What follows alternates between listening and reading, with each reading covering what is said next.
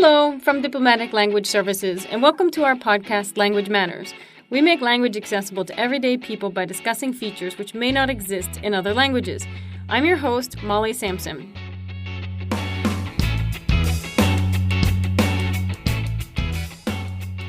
Welcome to this episode of Language Matters. Today we're going to be talking about German, and I have with me Christina. Guten Tag. Guten Tag. Christina's from Germany originally and is now a German teacher.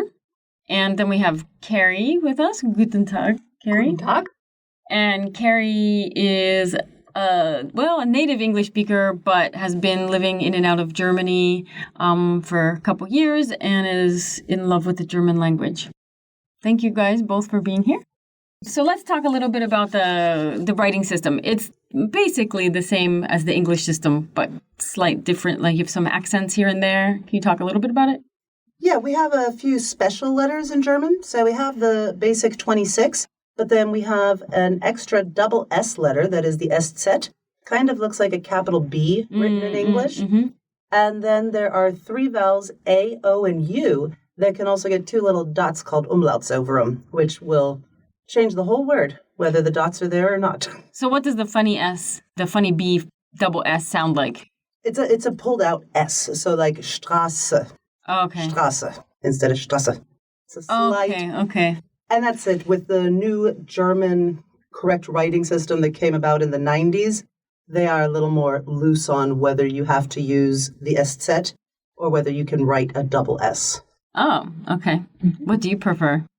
The SZ is so much fun. Yeah, it's true. I also like the SZ. It's just it makes you different. Cooler. Yes, it's German, really German. Yeah. So, and the umlaut, what does the umlaut do to the vowels? So it will give it a cuter sound, like to take a word to make it past tense.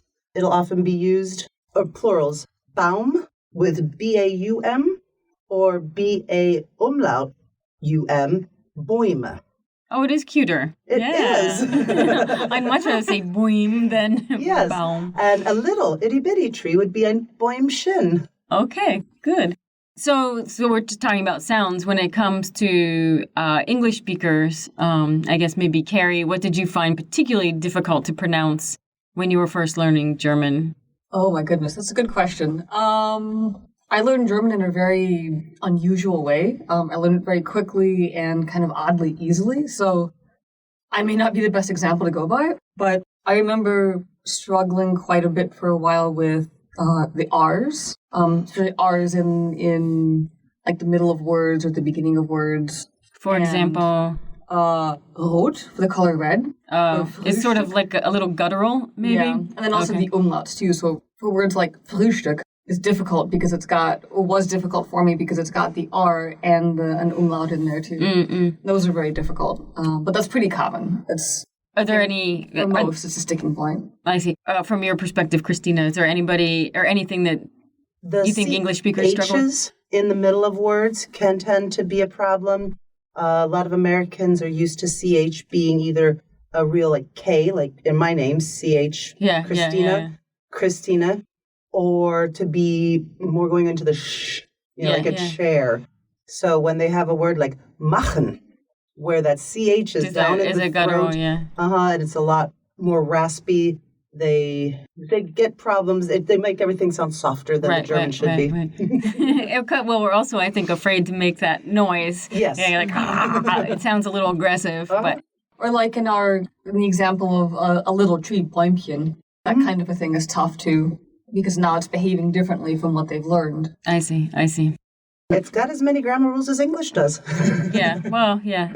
So your name in German is with like K, right? Christina. Mm-hmm. But you spell it with a CH. Mm-hmm. Okay, so in German, you can do CH as a K sound. Yes. Oh, okay, Okay, so now you mentioned grammar. So let's talk a little bit about grammar. It's always a beast, I hear. Is it because German is actually more difficult, or is it because German is more strict about how you construct sentences?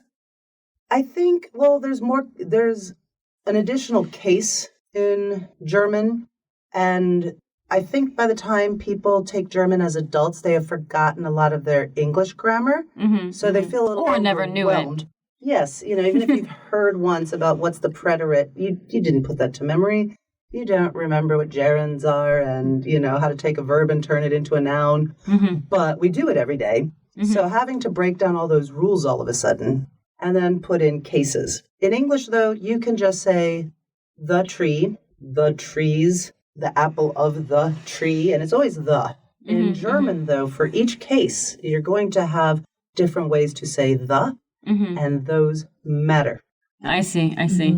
So it really changes the meaning when you mess up the case. Exactly. Like I said, you could, in English, say it's the apple of the tree, or there is the tree. It's still the. But in German, you would have a different article based on whether it's an indirect, a direct object, or if it's a possessive. I see. So aside from cases, is there anything else kind of difficult for English speakers to do in German? There's more exceptions to the rules than there are rules. Okay. I suppose that's true in most languages, isn't it? Yes. They see, it's like, okay, here is a rule. The following 7 pages will explain all the exceptions to that rule. Yeah. And the most common words are the ones that happen to be the exceptions. So I think I've seen a lot of people struggle with adjective endings, which is kind of related to the cases. That's consistently, in my teaching experience, been a big difficulty for most people. So adjectives, they have to conjugate with, say, masculine, feminine. What pieces come into effect to the adjective?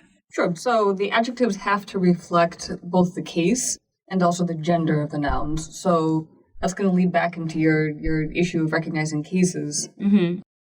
And then whatever the gender of the appropriate noun is, and then the number as well. It all has to be reflected in the endings of all your adjectives. And it can get pretty complicated, especially when you've got sentences that have multiple cases in them. Yeah.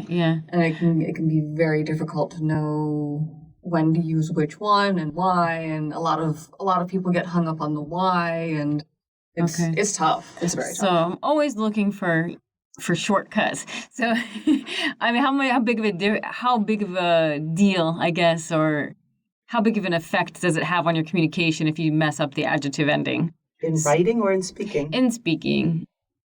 Not much. Not much. So people kind of, when you hear Americans make that mistake a lot, or anybody, if you hear foreigners mess up the adjective endings, people don't get I think the most obvious one in speaking is by number. So missing that something is plural or making something singular into plural.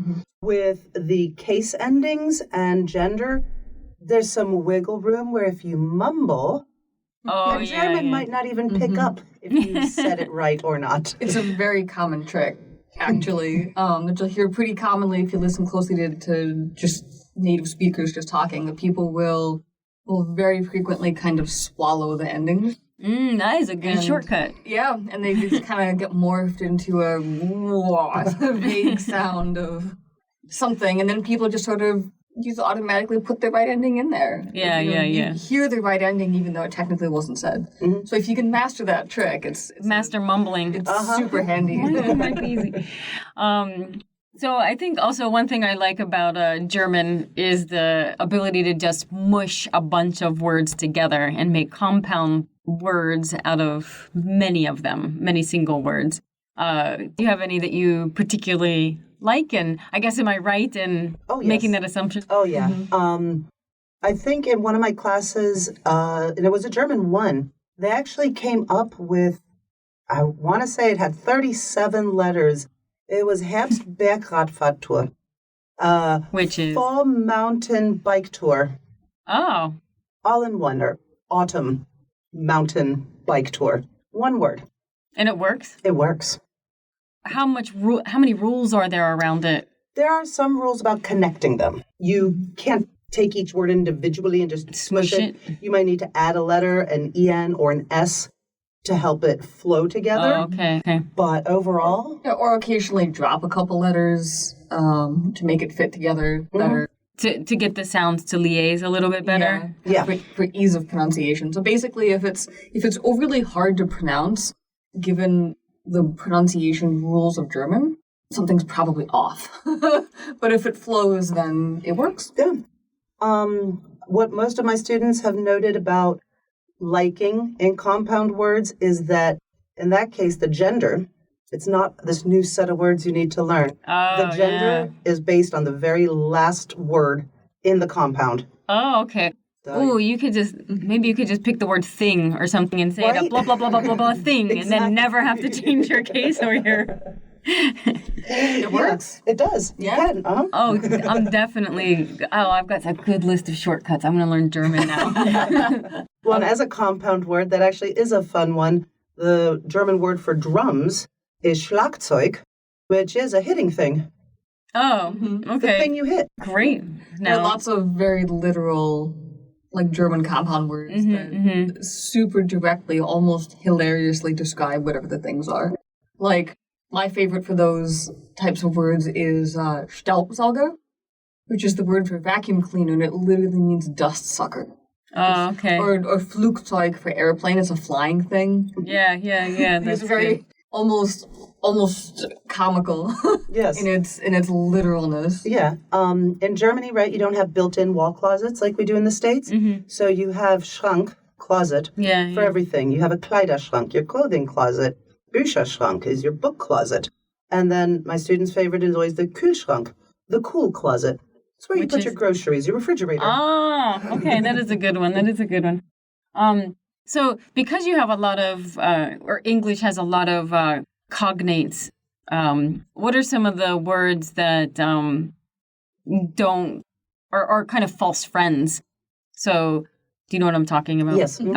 Just trying to think of them. Yeah, so that are false friends where we think it means something and then you say it in German and it just doesn't mean that at all. The one that immediately pops into my mind is gift, which, in English is something nice. It's something you would give to somebody else. It's a pleasant thing, but in German it means poison. Oh. Is it spelled the same? Yeah. Oh. Yeah. A lot of people try to Germanify actually and say, well, aktuell. No, that means currently. Aktuell in German is current versus actually. Yeah. Feind in German is enemy, but it sounds similar to friend. It's really just that one R is out. I get a lot of people who do say, ich gehe mit mein Feind. No, that's your enemy, not your friend. Don't go anywhere with your enemy. So what's friend? Freund. Okay.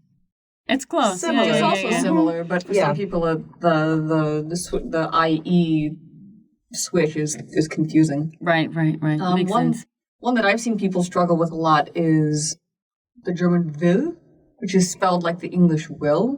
So a lot of people will say, when they mean things like, I will go to bed early, they'll try to put the German ich will, which is actually that you want to do something. Oh, okay. Instead of I will. Want to do something. I see. As opposed to, so you use it to express something that you would like to or want to do rather than something you're going to do. Yeah. That's a very common mistake too. I see. So do you get a lot of borrowed words mixed into German? So, I mean, I think it happens a lot with tech words nowadays. Yes. The older borrowed words in German actually tend to come from the French. Restaurant. Okay. Totally German word, but obviously borrowed from the French. Bureau is an office, but borrowed from the French. Yeah, the more technical computer-related items now tend to be borrowed from English, as well as fun slang. Germans will absolutely say something is total cool. Okay. Yep. Okay. Yeah, so mostly from French and English. What about variations in German? There's not too many German-speaking countries. So, for example, through Austria, through Germany, what kind of variations on it do you get? What am I missing? Switzerland, Most of it would come with pronunciation.